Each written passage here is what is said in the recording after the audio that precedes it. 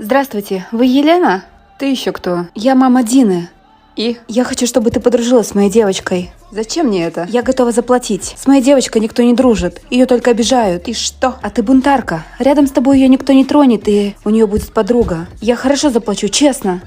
Деньги вперед. Спасибо большое, держи. Кто тебе позволил тут стоять? Я просто поздно. Ты попала. Какие-то проблемы? А тебе что? Ты чего? Это же Лена.